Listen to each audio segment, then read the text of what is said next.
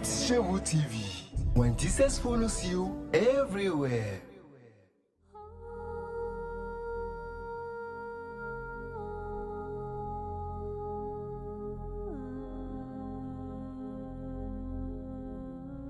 Bonjour, bienvenue dans votre émission Au cœur de la femme chrétienne. Comme à l'accoutumée, nous sommes toujours sur le plateau avec le pasteur Aristide du ministère international du Saint-Esprit. Pasteur, bonne arrivée. Merci, bonjour Tapis. Bonjour, comment vous Tu allez? vas bien et toi? En forme physique? Oui, je rends grâce à Dieu. On rend grâce aussi Et chez de ton nous. côté? Ça va, ça va. Ça se voit. Dieu merci. Ah oui. Merci, chers internautes, une fois encore. Aujourd'hui, nous allons parler du chrétien et l'argent. Pasteur, pardon, sans plus tarder, qu'entendez-vous par l'amour de l'argent? Merci Tapis. Je salue nos fidèles téléspectateurs. Il faut quand même dire que quand nous parlons de l'amour de l'argent aujourd'hui, c'est ce qui se dit, hein. Oui. C'est vrai, l'amour de l'argent, on voit des gens qui ont un désir effréné, qui sont prêts à tout donner, qui sont prêts à tout payer, qui sont prêts à tout sacrifier pour avoir de l'argent. Ils ne cherchent plus l'argent dans les règles de l'art, ils ne cherchent plus l'argent dans la logique, dans la raison. Mais les gens, au-delà de la raison, sont prêts à tout donner. Les gens sont prêts à tout donner. Toute personne qui aujourd'hui est capable de tout sacrifier, d'aller au-delà de la raison, d'aller au-delà de la logique, d'aller au-delà de la crainte de Dieu pour avoir de l'argent, pour posséder de l'argent ou des biens matériels, c'est que cette personne est amoureuse de l'argent. Merci, pasteur. Je vous en prie. Est-ce vraiment si mauvais d'aimer l'argent? Est-il mauvais d'aimer l'argent? Non. Aimer l'argent, Oui. nous pouvons le comprendre sous deux aspects. Aimer l'argent, ce n'est pas mauvais parce que tout ce que nous sommes en train de faire, le travail que nous faisons aujourd'hui, hein, nous voyons des milliers d'employés, nous voyons des milliers de travailleurs, de fonctionnaires dans le monde entier. Ils le font pourquoi? Ils le font pour l'argent, ok? Mais c'est l'argent, en fait, nous devons comprendre que, avant toute chose, l'argent, c'est un instrument. L'argent, c'est un moyen pour pouvoir avoir certaines choses, pour pouvoir acquérir, pour pouvoir échanger, pour pouvoir acheter, ok, pour pouvoir posséder. Maintenant, si Même au-delà pour de ce... l'œuvre de Dieu, nous avons besoin de l'argent. Bien sûr, c'est ce que Oui. je suis en train de dire. Maintenant, si nous ne comprenons pas que l'argent, c'est juste un instrument qui devra nous servir et que nous laissons est-ce que nous laissons l'argent nous rendre esclaves? Si nous ne comprenons pas que l'argent, c'est un instrument, c'est un moyen, et que nous en faisons une fin, là, on peut comprendre que c'est plus naturel, c'est plus correct. Vous voyez un peu? Donc, dire que les gens sont amoureux de l'argent, c'est bien. Ce n'est pas mauvais en soi de chercher de l'argent, mais se laisser dominer par l'amour de l'argent, ça c'est grave. Oui. Ce n'est pas mauvais de chercher de l'argent. Chercher de l'argent, c'est naturel. C'est un besoin naturel, c'est naturel. Ok? Chercher de l'argent, c'est naturel. Parce que sans l'argent, il y a certaines choses que tu ne peux pas avoir. Maintenant, se laisser dominer par l'amour de l'argent, être prêt à tout faire. Ok? Aller au-delà de la raison, aller au-delà de ce qui doit être fait dans la morale pour chercher de l'argent, là, ce n'est pas bien. Quand on arrive déjà à ce stade-là, c'est que ce n'est plus bien. C'est très mauvais. Mais dans la Bible, Jésus avait dit il serait difficile à un riche d'entrer dans le royaume des cieux. Comment pouvons-nous expliquer ça? Parce que nous avons besoin de l'argent. Le corps du Christ a besoin de l'argent. L'œuvre de Dieu a besoin de l'argent. Mais la Bible nous dit, je ne sais pas si vous me cernez bien, Non, je vous le sais, cernez je la le sais. question. Est-ce que forcément on doit chercher juste pour aujourd'hui ou bien chercher pour en avoir? Parce que nous avons besoin d'en avoir au moins pas assez pour faire des bêtises. Et parce que quand vous avez trop de l'argent, ça monte à la tête. Vous savez, Tapis, je vais Oui. vous dire quelque chose. Ce n'est pas mauvais de chercher de l'argent. Mhm. Et nous, les chrétiens, nous sommes appelés à être riches. Oui. C'est notre héritage. Oui, c'est Nous avons normal. vu dans la Bible des gens très riches. Oui.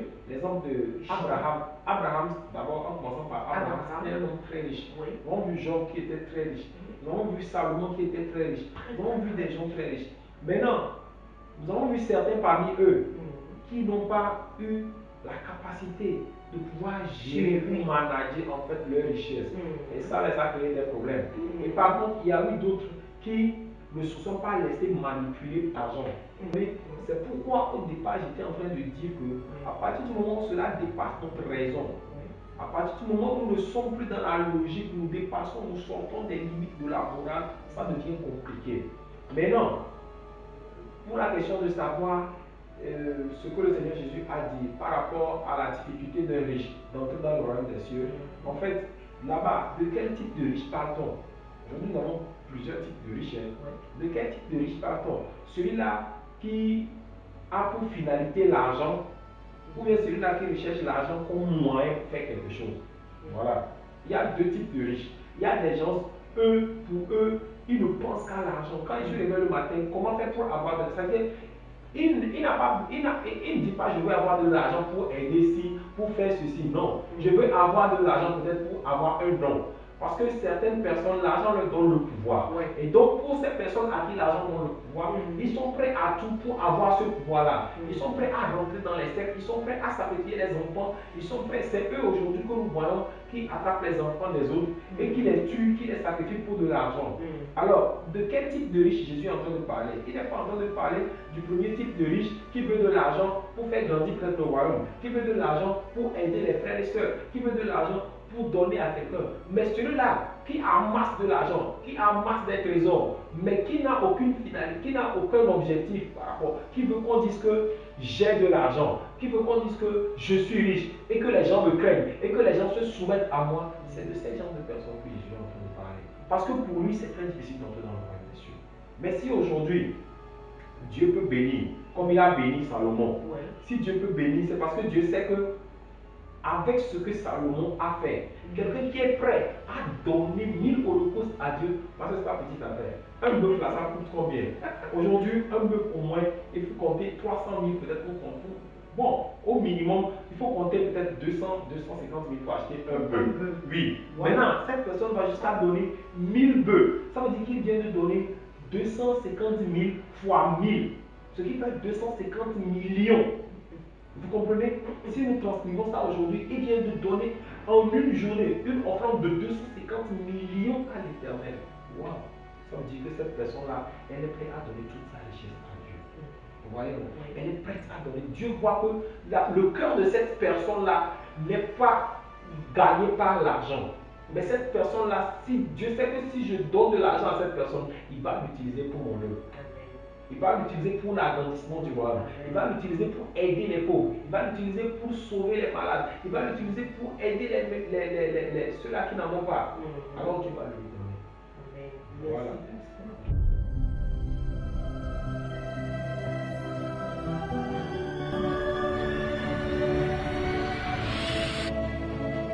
Christ chez vous TV. When Jesus follows you everywhere. J'ai aussi une question qui me titille un peu, c'est concernant comment nous donnons nos dîmes, parce que nous parlons du chrétien et l'argent. Parce que quand Dieu nous en donne, il nous en demande. C'est comme si tu as donné un bonbon à ton enfant pour voir s'il est avare ou pas. Tu le redemandes encore, donne-moi au moins un petit morceau. C'est l'exemple par rapport à la dîme que Dieu nous demande. Mais aujourd'hui, parfois, ça fait mal. Il y a certains qui disent qu'ils donnent la 9e, certains disent le 10e. Qu'est-ce que vous pouvez nous dire concernant ça? Parce que je vois dans les pays anglophones, excusez-moi, je vois ils sont riches. Quand on dit la richesse là, je les vois très riches, aisés. Et quand ils veulent donner, ils donnent au-delà de comment moi je peux donner. Ou bien comment un être humain peut donner. Vous pouvez m'expliquer un peu? Tata P, ce n'est pas qu'ils donnent au-delà de ce que l'être humain. Après tout, c'est des êtres humains. C'est la culture en fait qu'ils ont. Ok, ils ont travaillé cette culture. Et là, ce que la Bible dit. Il dit, dans Proverbe 3, verset 9, honore l'Éternel avec tes biens et avec les premiers de tous tes produits. Ok, honore l'Éternel avec quoi? Avec tes biens et avec les premiers. Bon, dans certaines versions, avec les prémices de tous tes produits. Qu'est-ce que ça veut dire? Quand tu en as la meilleure personne, la première personne à qui tu devras donner, c'est Dieu. Ouais. Parce que tu ne peux pas investir sur le terrain de Dieu et perdre. Tu peux investir sur le terrain des hommes. Les hommes vont récolter, ça va produire, mais vont venir te dire que ça n'a pas marché. Mais Dieu est un Dieu fidèle. Amen. Dieu est fidèle. Et donc, celui-là qui donne à Dieu, que cette personne s'attende à forcément recevoir. Ok? Alors, si nous revenons à ta question, de savoir pourquoi est-ce que les anglophones sont riches, c'est parce que les anglophones dans leur culture, ils savent quelle est la place de Dieu dans leur vie. Parce que avant de donner à quelqu'un, tu sais, je vais prendre un exemple banal. Si aujourd'hui notre président, notre excellence, monsieur le président, vient ici et qu'on dit qu'on devra lui faire un cadeau, et au même moment on dépose à côté, ou bien il y a aussi une femme quelconque, ou un monsieur quelconque que toi et moi n'avons jamais connu, et on nous dit de faire deux cadeaux différents à cette. Je suis sûr que à 99,99%, nous ne sommes pas prêts à faire à ces deux personnes-là les mêmes choses. Voilà. Pourquoi? Parce que nous donnons de la aux gens valeur par rapport à la valeur qu'ils ont pour nous. Alors si Dieu a tellement de valeur pour toi, alors montre-le lui à travers ce que tu as. Ok? Maintenant, pourquoi est-ce que c'est à travers l'argent qu'on peut savoir si quelqu'un aime Dieu ou pas? Hein? C'est parce que il y a deux choses dans ce monde qui retiennent nos cœurs. Il y a l'argent. Ok? Il y a Dieu. Celui qui aime Dieu est prêt à donner son argent à Dieu. L'argent aujourd'hui a une valeur dans le monde, c'est-à-dire à une hauteur exponentielle. Maintenant, est-ce que celui-là qui prétend aimer Dieu, est-ce qu'il peut prendre ce qui prend plus de valeur? Parce que dans le cas, il n'y a que deux choses. Si c'est bien, c'est le mal. Si ce n'est pas Dieu, c'est le diable. Et le diable, il ne vient pas en tant que diable. Il vient sous la forme d'argent. Il vient sous la forme des choses de ce monde. Il vient sous la forme des richesses. Et aujourd'hui, tu vas voir que les jeunes, tout le monde court parce que l'argent, l'argent, l'argent, l'argent. Tout le monde court parce que tout le monde veut être célèbre. Tout le monde veut qu'on dise. Et c'est ça qui a mené cette affaire de porti porta ou porta porti qui n'a pas marché. Donc, ce qui fait que celui-là qui donne à Dieu, pas qui donne au-delà de ses moyens, mais il sait que Dieu est Dieu. Même si je lui donne tout, je sais que c'est lui qui m'en a donné. Je vais en récupérer. Il est prêt à donner.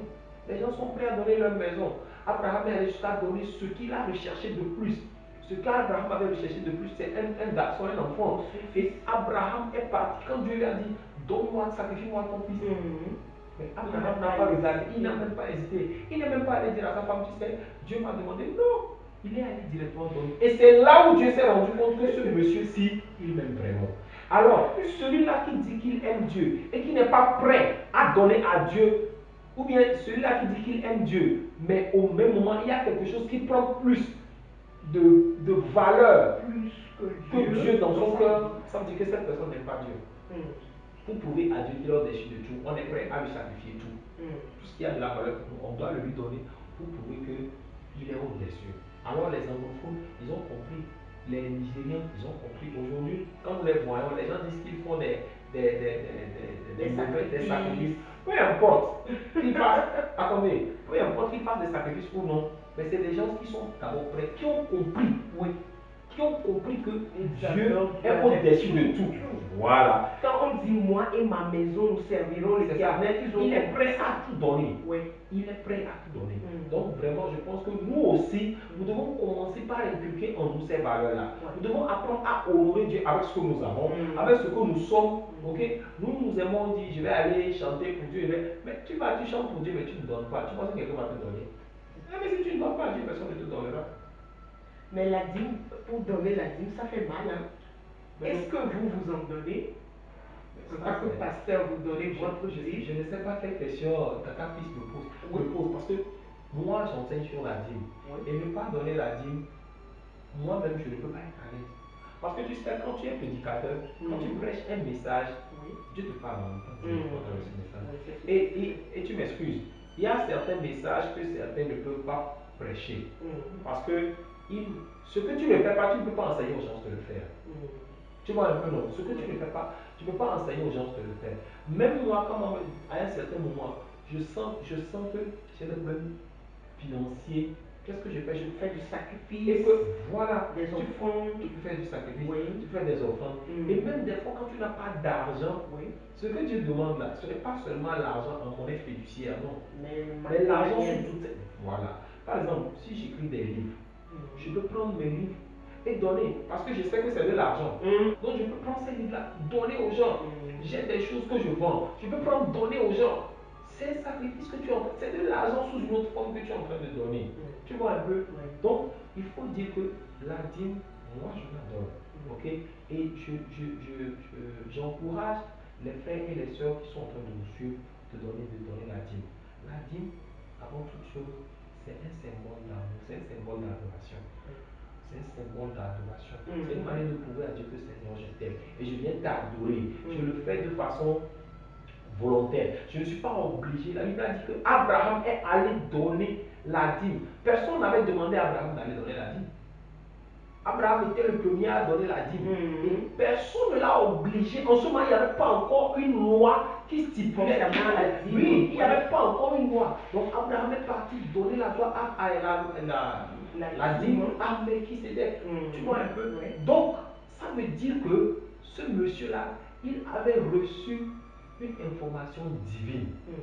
Dieu avait mis ça à cœur et il est allé le faire.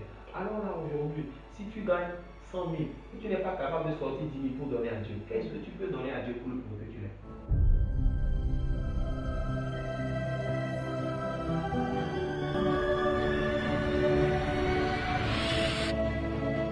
Christ chez vous TV.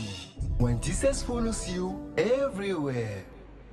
Merci, pasteur, pour l'explication. Je t'en prie. La dîme est vraiment difficile à donner, mais si vous faites un effort, vous aimez Dieu vraiment et vous le donnez, il fera de grandes choses dans votre vie. Pasteur, j'ai aussi une question, et cette question, c'est concernant nos églises. En tant que chrétiens, nous sommes des chrétiens, mais parfois nous cohabitons avec d'autres personnes qui ne sont pas des chrétiens, mais parfois ils sont des chrétiens, mais ils ont rétrogradé. Concernant quoi? Je dirais, concernant les gens disent, nous avons formé une institut d'église, mais c'était une entreprise pour soutirer de l'argent. Genre, nous cotisons de l'argent pour faire du n'importe quoi, mais les gens s'appauvrissent au jour le jour et le pasteur s'enrichit. Est-ce vrai? Mais je suis désolé que les gens disent que les pasteurs s'enrichissent sur le dos des fidèles. Disons-nous la vérité, combien les fidèles cotisent? Quand vous êtes pasteur, vous allez vous rendre compte que les fidèles là, quand vous dites que les gens ils s'appauvrissent, ils ont combien à donner? Supposons, vous savez ce que les gens ignorent. Oui. Oui, non, je pense que l'église doit être gérée comme une entreprise. Pourquoi? Parce que oui, parce que Dieu est le premier investisseur. C'est ce que les gens ignorent. Dieu c'est un investisseur. Hein. Dieu c'est un investisseur. Quand Dieu te crée et il met en toi des dons et des talents, c'est pour avoir un fruit après. C'est pour qu'à ton tour, tu puisses impacter des gens. C'est pour qu'à ton tour, à travers toi, que des gens aussi soient guéris, deviennent meilleurs, puissent avoir la meilleure version d'eux. Parce que c'est un investissement que Dieu a mis en toi. Ok? Alors, moi par exemple, je suis pasteur. Et Dieu me demande de gagner des âmes. Dieu dit, il faut trouver des gens, il faut guérir des gens, il faut manifester en toi ce que j'ai mis. Alléluia. Je m'en vais chercher un terrain. Ou bien, vous savez comment ça coûte maintenant à louer les terrains. Vous savez, même, je prends même dans les autres villes du pays, pour trouver aujourd'hui un terrain pour l'église, c'est difficile.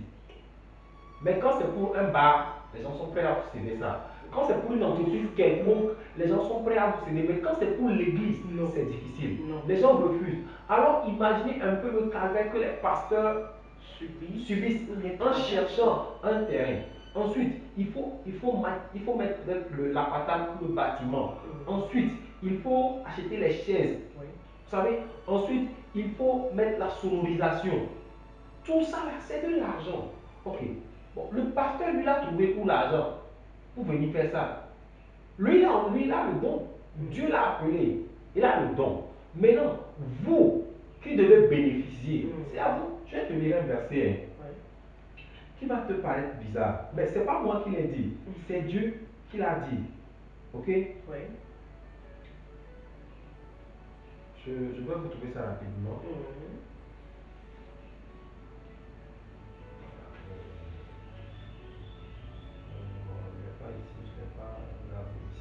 Le verset dit que celui à qui l'on enseigne la parole fasse part de ses biens, ok, à celui qui l'enseigne la parole. Que celui à qui on enseigne la parole, ok, que cette personne-là fasse part de ses biens. Et quand tu vas dans le livre de Actes, chapitre 5, tu vas te rendre compte que les disciples, les gens amenaient en fait ce qu'ils avaient. Ils allaient vendre les terrains et ils amenaient l'argent au pied. Ils venaient déposer l'argent au pied des disciples de Jésus-Christ. Et c'est là-bas où Ananias et Saphira ont voulu mentir. Vous comprenez? C'est là-bas où Ananias et Saphira ont menti. Ils ont vendu le terrain. Ils n'ont pas amené l'argent en totalité. Ils ont gardé une partie. Et ils sont venus mentir. Qui a été frappé? C'est eux. Est-ce que l'apôtre savait? Non, l'apôtre ne savait pas. Mais quand ils ont fait ça, le Seigneur a dit ça à l'apôtre que c'est comme ça que ça s'est passé. Et c'est là où l'apôtre Paul a demandé, l'apôtre Pierre a demandé, pourquoi est-ce que vous avez retenu le prix du terrain? Si vous ne vouliez pas l'amener, ça vous regarde, vous pouvez le garder. Mais pourquoi est-ce que vous avez une partie et vous mentez que c'est la totalité? Ce n'est pas moi que vous avez trompé, mais c'est le Saint-Esprit. Ils ont été frappés, les deux sont morts. Quelqu'un va me dire que c'est le pasteur. Non, là c'est Dieu qui a réagi directement. C'est pour dire quoi? C'est pour dire qu'on ne se moque pas de Dieu. Dieu qui nous donne, c'est à lui qu'on doit redonner. Quand tu donnes à Dieu, tu vas forcément te le donner. Ce n'est pas que Dieu a besoin de ton argent pour faire quelque chose. Mais Dieu veut que toi, tu sois un instrument que lui utilise pour aider quelqu'un. Si Dieu t'en donne, c'est pour qu'il veut que toi, tu sois un pilier qu'il utilise aussi pour aider quelqu'un. Alors si toi, tu veux garder ça, c'est pas possible. C'est pas possible. Vous voyez un peu, c'est pas du tout possible. Donc moi, je demande aux gens vraiment, faites des efforts. Les pasteurs ne peuvent pas s'enrichir sur le dos des fidèles. Parce que connaissant nos fidèles ici au Togo, tu sais, moi je vais te dire, excuse-moi, oui. Dans mon église, dans notre église, il y a des gens, à chaque fois quand ils viennent à l'église le dimanche, d'abord, je ne vais même pas parler de l'église, là c'est tout même. Dans ma cellule, les cellules que moi je gère, le dimanche matin, que j'en ai ou pas, je dois chercher, je dois faire tout et tout pour garder de l'argent pour faire déplacer les fidèles à l'église. Ok? Je dois, parce que les gens vont te dire qu'ils n'ont pas de moyens pour aller à l'église. Tu dois faire Je dois faire l'effort d'amener ces gens-là à l'église. Et chaque dimanche, je dois appeler un gozem qui vient, qui les cherche. Quand je lance gozem et il y a encore d'autres personnes, je leur donne, moi-même, je prends l'argent de ma poche, je leur donne. Prenez les étudiants. Moi-même, je cherche, je prends ma moto, je prends certains sur la moto. C'est l'évangélisation. Voilà, vous bénir. Vous voyez? Donc, quand les gens me disent qu'on s'enrichit au dos des mais c'est difficile. Si vous savez ce que les gens traversent, les banques ne sont pas là pour les pauvres. Non. C'est l'église qui est là pour les pauvres. Les banques ne sont pas. Quand tu es malade aujourd'hui, on t'envoie à l'hôpital, tu n'as pas d'argent, l'hôpital va te laisser. On va te faire combien si on te laisse? Qui on va appeler? Pasteur. J'étais ici au studio quand j'ai eu un message tout à l'heure que quelqu'un est malade. On m'a appelé, non? À la fin, je vais aller le voir, je vais aller prier pour lui. Et quand tu finis de prier pour lui, et la personne médicament n'a pas l'argent, tu vas pas dire, non, tu vas aller à l'hôpital, tu vas voir, donnez-moi l'ordonnance, si tu n'as pas tout, tu peux financer une partie. Mais ça là, on n'est pas obligé de venir dire ça sur les antennes pour que les gens sachent ce que les pasteurs font. On n'est pas obligé de venir dire ça sur les antennes. Quand peut-être nous sommes dans l'église et que moi qui suis pasteur, je n'ai pas un salaire de l'église, je n'ai pas un salaire, parce que ce n'est pas dans toutes les églises que ce système de salaire est. Nous, chez nous, il n'y a pas ça, parce qu'on est là pour travailler pour Dieu, on n'est pas là pour travailler pour le salaire. C'est pas un œuvre de fonctionnaire. Voilà, donc qu'est-ce que nous faisons quand on apprend que, il y a quelqu'un qui a ce problème dans l'église? Je suis désolé de le dire, mais c'est parce que nous sommes en cours d'émission. Mais la dernière fois, j'ai dû payer pour quelqu'un. J'ai dû payer pour quelqu'un. C'est normal. Voilà. Donc, que les gens cessent de dire aux gens que les pasteurs s'enrichissent, eux qui disent ça là, ils donnent combien comme dit? Ils donnent combien? C'est une question. Voilà, donc que chacun prenne sa responsabilité. La Bible dit que celui à qui l'on enseigne la parole fasse part de ses biens à celui à qui on enseigne ça. Donc, si toi, tu m'écoutes et je suis en train de t'enseigner ce matin, en temps normal, tu dois faire part de, tu dois Tu dois diviser ton salaire par deux. Et me dire, bon, je ne te demande pas de diviser. Il mais faut quand le même, faire. Il voilà. faut le faire. Donc, que Dieu vous fortifie. Amen. Et vous verrez que vous serez encore plus bénis. Amen. Oui. Que Dieu vous bénisse. Amen, Le amen. pasteur fait un appel à tout le monde qui peut l'aider soutenir à diviser, l'Église. oui, à Soutenir diviser son l'Église. argent pour soutenir l'œuvre de Dieu. Attendez, Camille, Oui. je vais te dire quelque chose. Les chrétiens aujourd'hui sont pauvres. Vous savez pourquoi? Vous savez pourquoi? Les chrétiens ne sont pas pauvres parce que les pasteurs les dépouillent. Mais Dieu ne nous a pas promis ce Non, mais n'est pas sa oui, promesse. les chrétiens sont pauvres Oui. parce que les chrétiens refusent de donner. Mm. Vous qui êtes chrétien et qui me regardez Mais on sur cherche Kiss l'argent. Foundation TV, Mm. vous êtes pauvres parce que vous n'êtes pas prêts à donner à Dieu. Mm.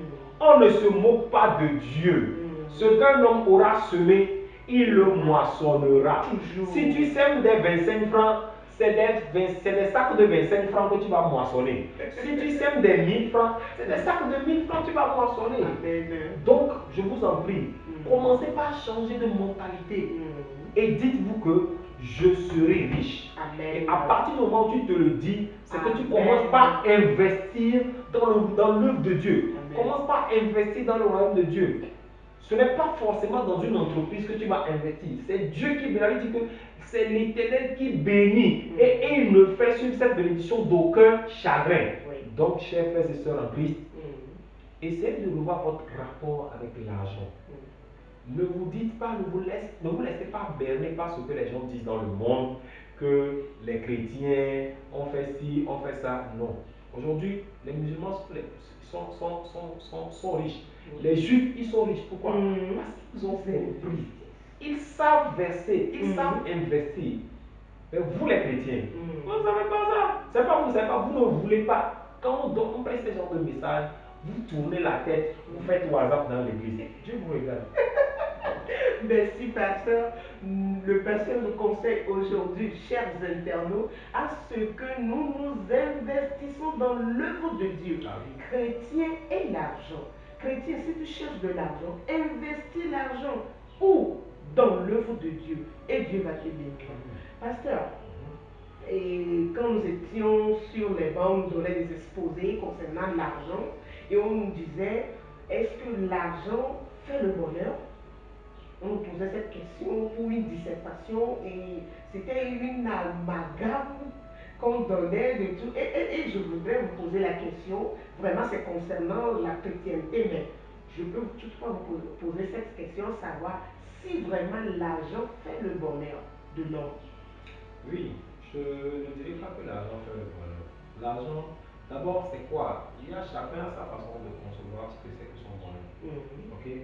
Il y a des femmes aujourd'hui, leur bonheur, c'est juste d'être au foyer. À cette personne-là, l'argent n'a pas fait sa place. Une femme veut aujourd'hui J'ai dit, Oui. il y a certaines femmes, Oui.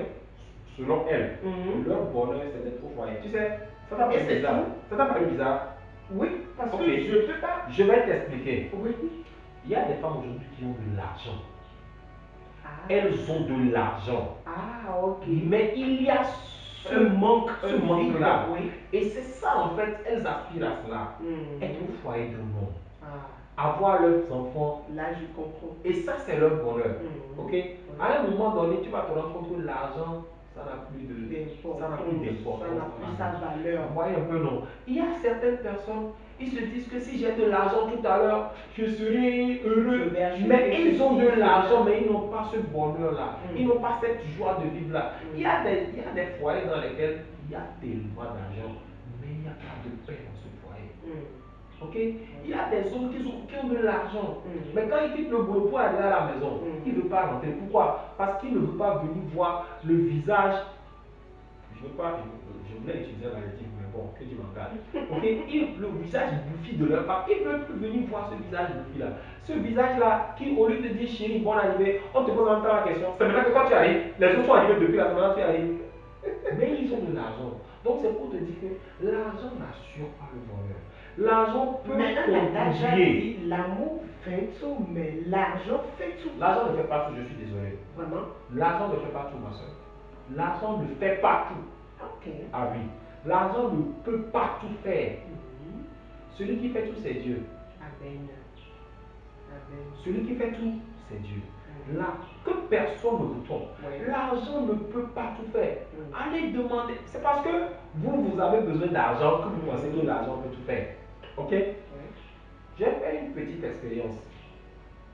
J'étais encore étudiant et il y avait les fêtes qui s'approchaient. Je n'étais pas encore marié, j'étais encore jeune. Oui. Et j'avais besoin de l'argent pour faire la fête. Comme tu sais, quand la fête arrive, c'est la fièvre. Les jeunes, on a besoin d'argent pour créer des parties, tout ça. Et j'étais allé voir une tante. Et comme tu sais, je l'ai fait à Talakou $1. Et puis, elle m'a donné 25 000. Wow. En ce moment-là, 25 000 là, mais écoute, C'est la richesse, c'est beaucoup d'argent. Et elle m'a donné l'argent là, un 30 décembre. Le 30 décembre, imagine, j'ai pris ça à mon et je suis venu. J'ai déposé l'argent. Vous savez ce qui s'est passé? Non. Le lendemain, en même temps, il y a un rhume qui m'a assommé. Une grippe façon là. J'avais l'argent, mais je ne pouvais pas sortir. J'avais l'argent dans ma chambre, mais la fête l'année passée. Par le rhume. La fête l'année passée. Même on m'a amené une viande. Une viande là, une viande de tortue qu'on m'a faite. On m'a amené ça. On m'a amené de la bière. J'ai la salive oui, à la bouche. Mais je te dis que je n'ai pas pu manger. Mais j'avais l'argent. Laissez-moi vous dire, l'argent ne fait pas le bonheur. L'argent peut contribuer, ok, à atteindre une certaine partie d'un bonheur. Mais l'argent ne peut pas être le socle premier de notre bonheur. Ok? Le bonheur, c'est Dieu qui le donne. Ce n'est pas l'argent. Donc, on peut être heureux sans argent. Et moi, plusieurs fois, des fois, je me réveille le matin, je n'ai rien, mais je suis en joie. Je suis en paix avec moi-même. C'est la grâce. Donc, l'argent ne fait pas le bonheur. Mais l'argent peut contribuer au bonheur.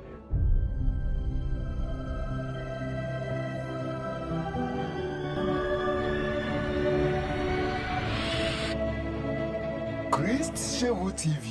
When Jesus follows you everywhere. Merci pasteur, merci beaucoup. L'argent ne fait pas le bonheur, mais l'argent peut contribuer toutefois au bonheur. Parce que sans l'argent, nous ne pouvons rien. Mais c'est avec l'argent que l'on peut tout faire. Mais elle ne peut pas te donner la joie, le plaisir et la paix dont tu veux avoir. Pasteur, j'ai fait certaines recherches et quelque part on a dit l'amour de l'argent est un contentement, est un problème d'adoration et est un problème d'identité. L'amour de l'argent est un problème de contentement, d'identité et d'adoration. Qu'entendez-vous par ça? On va aller un à un. Oui. On va aller pas à pas. L'amour de l'argent est un problème de contentement. L'amour de l'argent est un problème de contentement. Qu'est-ce que ça veut dire? Vous voyez, c'est ce que j'étais en train de dire. Quand j'ai de l'argent, toute personne, quel que soit individu X, Y, quand l'argent rentre dans ses mains, il est content. Tu ne peux pas me dire que l'argent vient dans tes mains et puis tu commences pas à pleurer comme c'était. L'argent, non. Quand l'argent rentre dans les mains. Il y a des joies, des pleurs de joie. Oui. Bien sûr. Parce qu'on ne s'entendait pas à l'argent là, donc on pleurait. Mais ce sont des pleurs de joie. Voilà, donc à chaque fois quand l'argent rentre dans la main de quelqu'un, la personne est contente.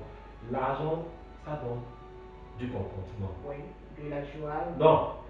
Ça ne donne pas de la joie. L'argent donne du contentement. L'argent ne donne pas forcément la joie. L'argent donne du contentement, mais l'argent ne donne pas forcément la joie. Et quand l'argent nous vient là, la manière dont nous... Oui, c'est ce que je dis, on est content. Oui. C'est un abus de langage. La joie, c'est nous qui créons la joie. La joie n'est pas motivée par quelque chose en fait. Vous voyez, la joie n'est pas motivée par quelque chose. La joie, c'est un fruit de l'esprit. La joie, c'est une chose spirituelle. La joie, je peux décider d'être en joie. Je décide d'être en joie, que j'ai quelque chose à manger ou pas.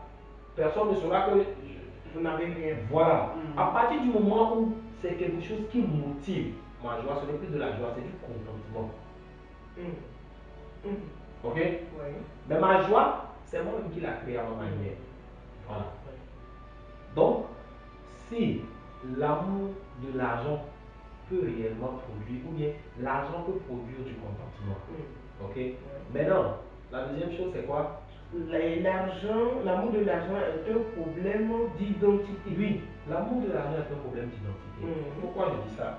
Parce que, d'abord, les gens, comme ils ne savent pas qui ils sont, ok? Comme ils ne savent pas ce que Dieu les a appelés à être, les gens pensent que, bon voilà, aujourd'hui, excusez-moi, hein, les gens veulent être, les gens veulent paraître, les gens veulent se donner un certain nom, une certaine image. Et donc, ils veulent être renommés. Voilà, donc ils font tout pour gagner de l'argent. Ils s'adonnent à l'amour de l'argent. Et ils se disent que si j'ai de l'argent, les gens vont me respecter. Si j'ai de l'argent, les gens vont se soumettre à moi. Mais vraiment, l'argent propulse. Si vous avez un petit truc maintenant, vous allez voir qu'elle vous propulse, sans que vous ne vouliez pas qu'on vous connaisse, elle vous donne un renom. Vous êtes renommé, vous êtes connu, mais vous ne voulez pas ça. L'argent le fait. C'est parce que par expérience. c'est pas l'argent qui le fait, Vraiment. Vous savez, c'est la considération que nous donnons à l'argent qui fait ça. L'argent en soi est le grain. L'argent en soi est le. L'argent c'est comme cette tablette. L'argent c'est comme. Bon, ok. Avant, vous savez que l'argent n'existait pas. Oui, c'était le courrier. Avant même que le courrier. Au départ, l'argent n'existait pas, c'était le troc. Les gens étaient heureux pas. Oui, ils étaient heureux. Ok. Est-ce que les gens avaient des noms ou pas? Oui, ils étaient heureux. Alors donc, ne dites pas que c'est l'argent. C'est la considération, la mentalité aujourd'hui que nous donnons, la valeur que nous donnons à l'argent. Sinon, l'argent, dépose 10 000 tout à l'heure par terre, il restera 10 000. Et d'ailleurs, même c'est nous qui lui donnons. C'est un papier. 10 000 par terre là. Sa première nature, pour définir ça, c'est un papier rectangulaire. Ok? Oui. Voilà. Et puis le reste ensuite, sur lequel est écrit un chiffre, des trucs qui peut-être définir ce que ça fait. Et on l'appelle argent. Ok? L'argent, c'est un métal. Une matière première. Oui. C'est une ressource minière. Vous voyez un peu non? Donc c'est nous qui avons cette mentalité. Quand aujourd'hui on parle de l'argent, normalement l'argent même, quand tu retournes, tu dis quoi? L'or et l'argent appartiennent à Dieu. Ok, c'est des choses de valeur, c'est des métaux précieux. Donc ce n'est pas d'abord ce que je vais acheter. Non. Maintenant, au fur et à mesure, les choses évoluent. Et on se dit, voici l'argent, voici l'argent. Et aujourd'hui, nous avons gardé dans nos mentalités, nous avons gardé dans nos cultures que l'argent, c'est ça. L'argent, c'est un instrument. L'argent, c'est un moyen. Donc, celui-là qui aime l'argent, ou bien l'amour de l'argent, qui est lié en fait effectivement au problème d'identité. La personne veut un nom. La personne veut donc, il se dit que si j'ai de l'argent, alors il s'adonne à l'argent. La troisième chose, vous avez dit. L'amour de l'argent est un problème d'adoration. Oui. Ok. L'amour de l'argent est un problème d'adoration. Pourquoi? Parce que celui qui adore Dieu, celui qui aime Dieu, il sait que Dieu est au-dessus de tout. Amen. Il sait que Dieu, on ne peut pas l'égaler avec l'argent. Quel que soit le montant d'argent que tu auras, Dieu ne peut pas, tu ne peux pas remplacer. La valeur de Dieu ne peut pas être remplacée par l'argent. Tu ne peux pas comparer Dieu à l'argent. Celui qui a Dieu a tout. Celui qui a l'argent n'a pas tout. Celui qui a Dieu a tout. Mais celui qui a l'argent n'a pas tout. C'est très intéressant. Chers internautes, Pasteur, je vous remercie. Aujourd'hui, nous avons parlé du chrétien et l'argent. Et le pasteur nous a expliqué du long et en large. Si nous pouvons donner un exemple ou bien donner un conseil aux internautes, c'est que quand on aime son fils ou bien son enfant, on lui inculque l'amour du travail et non pas celui de l'argent. Parce que certains parents aussi, en éduquant leurs enfants, ils les apprennent l'amour de l'argent. En fait, je pense que ce n'est pas les parents qui enseignent l'amour de l'argent. Excusez-moi, bon, c'est mon point de vue. Je pense que les parents veulent dormenter les enfants parce que les parents se disent que j'ai fait une mauvaise expérience, mes parents ont trop souffert, je ne peux pas qu'à mon tour mes enfants souffrent. Voilà, maintenant je vais faire l'effort de mettre mes enfants à l'aise. Or, les enfants, dans ce sillage-là, ne comprennent pas que le papa veut les mettre à l'aise. Ok? Et en mettant l'enfant à l'aise, le papa se dit que ça va aider mon enfant à aller de l'avant. Ça va l'aider au moins le minimum. Quand il y a au moins le minimum, c'est facile pour l'enfant d'évoluer. Ok? Je prends un exemple banal. Un papa qui ne peut pas payer l'écolage de son enfant. Mais un papa qui n'a pas les moyens de payer l'écolage de son enfant. Un papa qui n'a pas les moyens, quand l'enfant revient de l'école, de pouvoir manger à sa faim. Et c'est peut-être quand l'enfant revient de l'école qu'il va aller au champ. C'est vrai, c'est des choses difficiles. Mais en fait, ça produit des valeurs. Ça produit, ça ravive en fait, hein, ça éveille en l'homme des valeurs. Mais malheureusement, nous sommes dans un monde où chacun veut que son enfant soit à l'aise. Le minimum L'argent des est hommes. devenu le mot, bien la base de tout problème dans ce monde. Oui, comme la Bible a dit, l'amour de l'argent est la racine de tous les maux. Oui. Ouais, l'amour de l'argent est la racine de tous les maux. Effectivement. Nous allons nous arrêter ici. J'aimerais vous demander quel conseil vous pouvez donner à un chrétien, à un non-chrétien, à un parent, à un frère, à une soeur, à nos petites soeurs qui s'accourent derrière l'argent en faisant du n'importe quoi. Elle s'adonne à tout, elle fait tout, elle dit malgré ce qu'elles vont faire, elle, c'est l'argent. Quel conseil vous pouvez donner? J'ai quelques versets Oui. à donner, je vais les citer ici, à celui qui est en train d'écouter. Oui. Écoute d'abord ceci. C'est la bénédiction de l'Éternel qui enrichit. Et il ne la fait suivre aucun chagrin. Ok? C'est la bénédiction de l'Éternel qui enrichit. Et il ne la fait suivre aucun chagrin. Ouais. Le deuxième conseil ou verset que je veux donner. Celui qui aime l'argent n'en sera jamais rassasié. Ouais. Et celui qui aime les richesses n'en profitera pas. Cela aussi, c'est de la fumée. On appelle ça encore vanité. Ouais. Et je te parle d'Ecclésiaste 5, verset 9. Et le dernier verset que je vais vous donner. Puis il leur dit, gardez-vous avec soin de toute soif de posséder, car la vie d'un homme ne dépend pas de ses biens, mais même s'il est dans l'abondance. Luc 12, verset 15. La vie d'un homme ne dépend pas de ses biens, même s'il est dans l'abondance. Ça veut dire qu'aujourd'hui, là, les Aliko Dangote, tous les riches que vous voyez, les Elon Musk, tout cela que vous voyez, ils sont immensément riches. Et quand on les voit, on se dit, waouh, moi aussi je voudrais. Parce que quand on les voit, on se dit qu'ils ont la célébrité. Moi aussi je voudrais être comme eux. C'est bien d'être comme eux, mais ce que vous ignorez, ils sont arrivés à un niveau. Ils ont travaillé.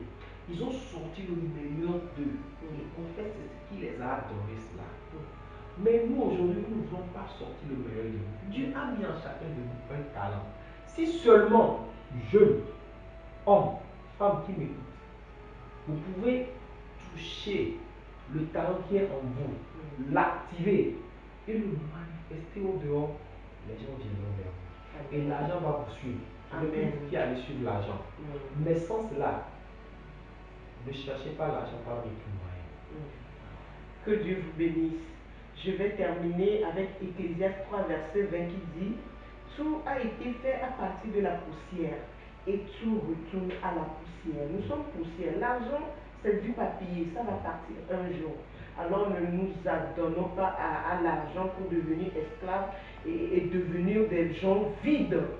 Que Dieu nous bénisse à prendre conscience et à plutôt investir dans le corps du Christ, dans les choses de Dieu, afin que Dieu nous bénisse. Que Dieu vous bénisse.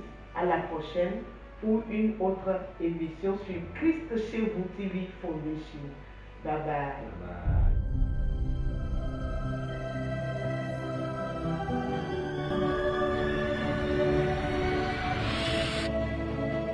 Christ chez vous TV. When Jesus follows you everywhere.